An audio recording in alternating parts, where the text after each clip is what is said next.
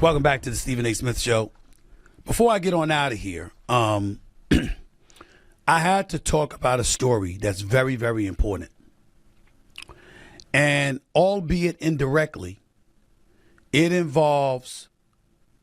The landscape of women's professional sports just experienced an absolute earthquake, and the front offices in New York are scrambling to control the narrative before it completely destroys their traditional hierarchy. For months, subtle shifts were taking place behind closed doors. But the moment Stephen A. Smith stepped in front of the camera and dropped a massive truth bomb, everything changed in an instant. The sports world knew that Caitlin Clark had brought a brand new energy to women's basketball. But no one anticipated that she would join forces with one of the most unapologetic, direct, and savvy figures in the sport to completely rewrite the rulebook. Sophie Cunningham has never been one to play it safe. And when you pair her fearless approach with the undeniable gravitational pull of the game's biggest superstar, you get an explosive combination capable of bringing entire corporate structures to their knees. Front office executives are reportedly in complete disarray, locked in emergency meetings because the leverage they relied on for decades has completely vanished overnight.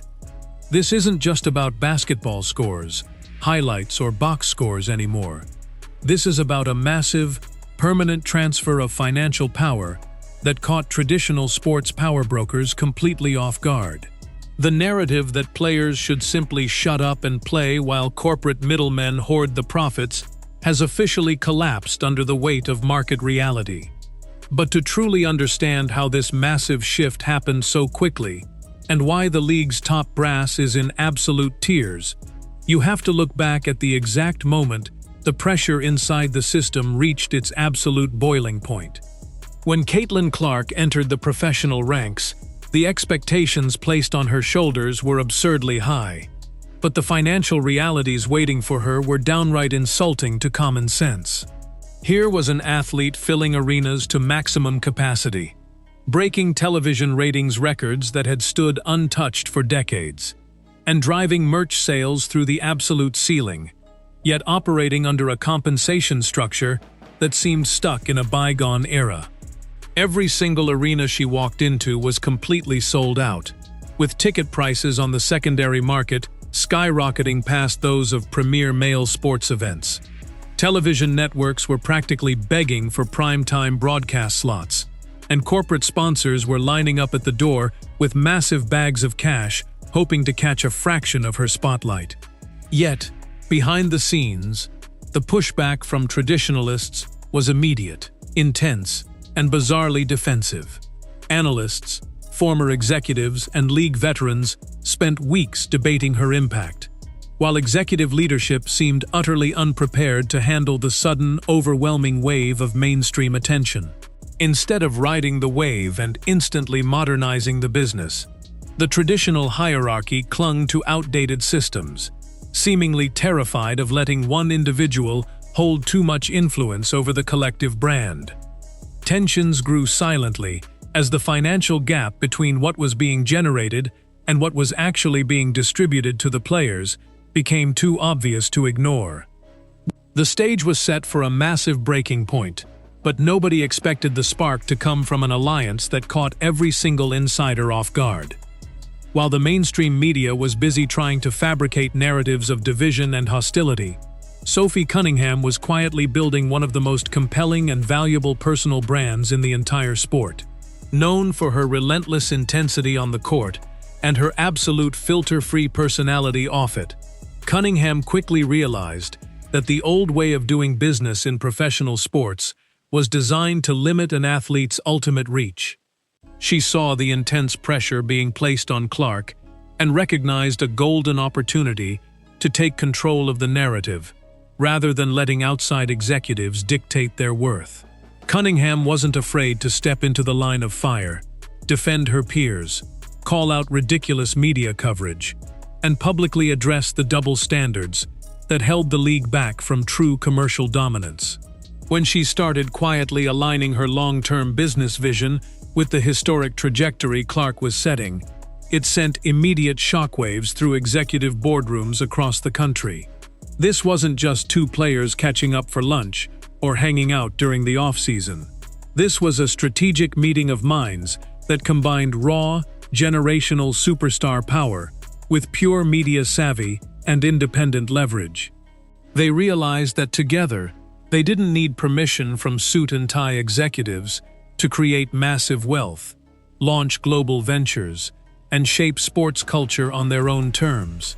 And as rumors began to circulate about what these two were planning behind closed doors, the media world completely exploded into chaos.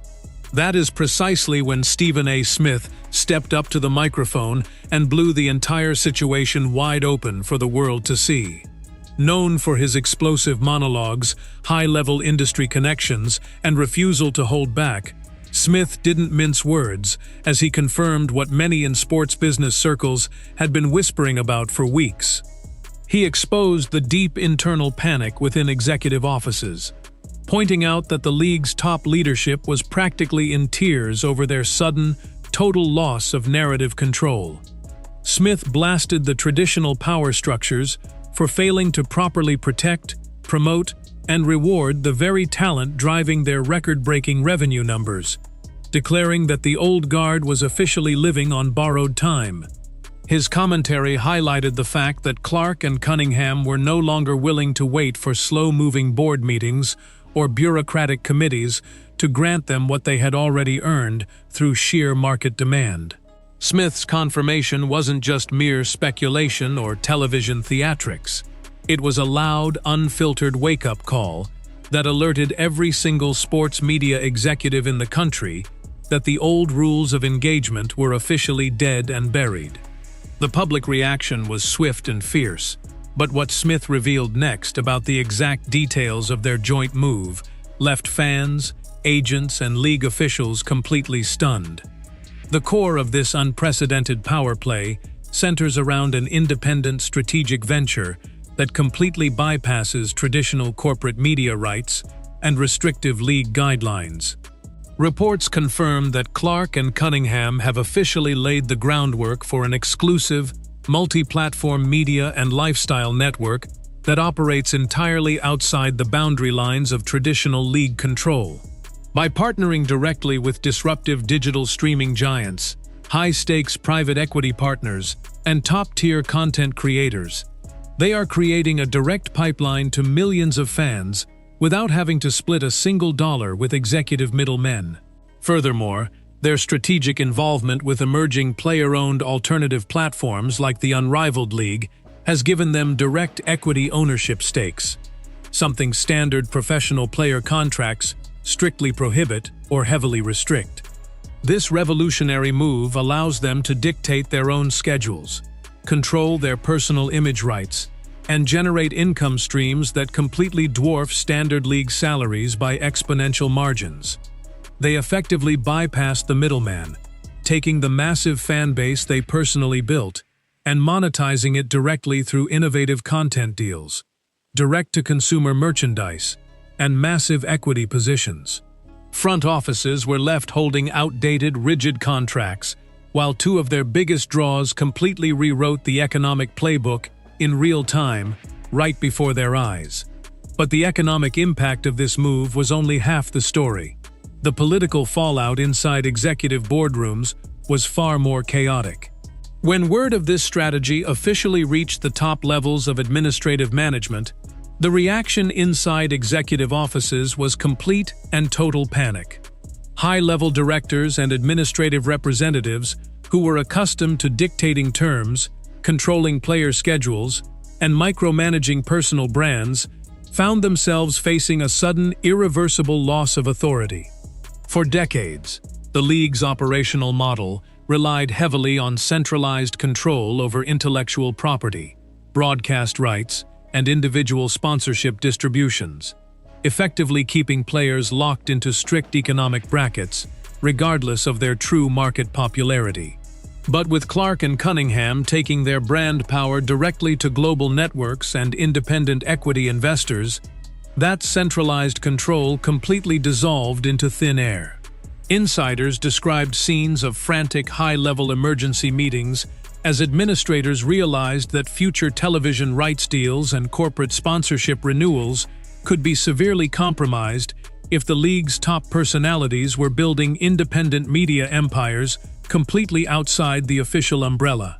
The panic was genuine, as administrators scrambled to draft new policies, restrictions, and legal challenges in a desperate attempt to patch the structural leaks in their business model.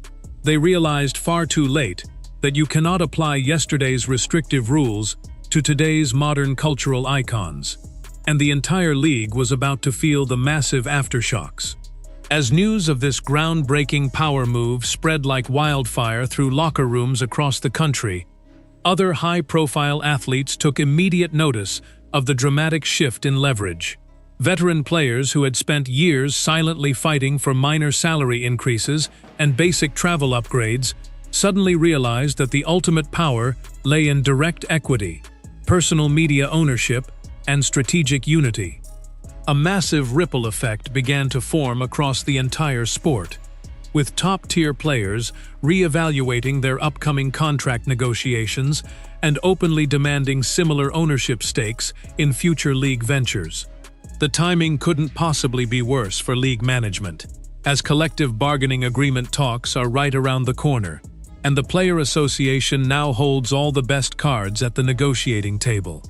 The old dynamic of players politely asking for incremental improvements has been completely replaced by a ruthless, business-first mindset driven by verifiable market data and overwhelming fan engagement.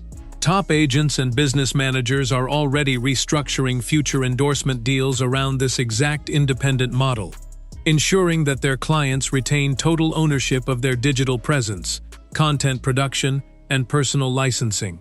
The entire sports ecosystem is being fundamentally reshaped from the ground up, and there is absolutely no turning back to the old status quo. What we are witnessing right now is far more than just a temporary news headline or a simple contract dispute over salary caps. It is a permanent economic revolution in modern sports entertainment. Caitlin Clark and Sophie Cunningham have effectively demonstrated to the entire world that when modern athletes understand their true market value and direct reach, traditional league structures become entirely secondary.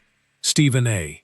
Smith's explosive confirmation proved that the legacy media machine can no longer hide the truth about player power, fan loyalty, and financial control. The front office traditionalists who fought so hard to maintain their rigid, outdated grip on the game are now forced to adapt immediately or watch their most valuable assets build an entire parallel industry without them.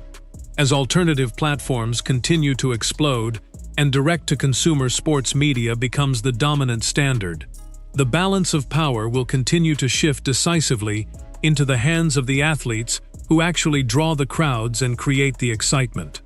This monumental shift leaves the entire industry facing a thought-provoking reality that traditional executives are terrified to accept. When the world's biggest sports stars no longer rely on traditional leagues to build multi-million-dollar empires, the rules of the game are no longer written in the boardroom. They are written by the icons who control the culture.